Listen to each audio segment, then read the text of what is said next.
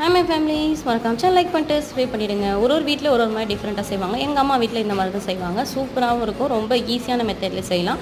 உங்கள் வீட்டில் எப்படி செய்வீங்கிறதை மறக்காமல் கமெண்ட் செக்ஷனில் கமெண்ட் பண்ணுங்கள். 1 கிலோ இட்லி அரிசி எடுத்துக்கோங்க. 2 மணி நேரம் ஊற வைக்கணும். அதுக்கு மேலே ஊற வைக்க வேண்டாம். நல்லா பார்த்திங்கன்னா நைஸாக அரைச்சிக்கோங்க. 1 கிலோ இட்லி அரிசிக்கு 1/4 கிலோ பொட்டுக்கடலை வாங்கி அதை நல்லா பவுட்ரு பண்ணி ஜலிச்சு எடுத்துக்கோங்க. குறன்னு கூட நல்லா நைஸாக அரைச்சி எடுத்துகிட்டு 2 ஸ்பூன் எள்ளு ட்ரை ரோஸ்ட் பண்ணி ஆட் பண்ணிக்கோங்க. அதே மாதிரி ஒரு 1.5 ஸ்பூன் பெருங்காயத்தூள் தண்ணியில் கலந்து ஆட் பண்ணிக்கோங்க. இல்லை கட்டி பெருங்காயம் கூட நீங்கள் ஆட் பண்ணிக்கலாம்.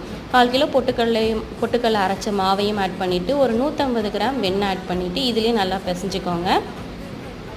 ரொம்ப கெட்டியாக இருக்க மாதிரி இருக்குன்னா கொஞ்சம் பொட்டுக்கடலை மாவு லைட்டாக ஆட் பண்ணிக்கலாம்.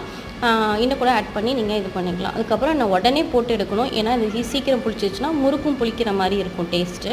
அதனால் உடனே போட்டு எடுக்கிற மாதிரி பாருங்கள். சூப்பராக இருக்கும். ட்ரை பண்ணி பார்த்துட்டு எப்படி இருக்குங்கிறதையும் மறக்காமல் கமெண்ட் செக்ஷனில் கமெண்ட் பண்ணுங்கள். தேங்க்ஸ் ஃபார் வாட்சிங்.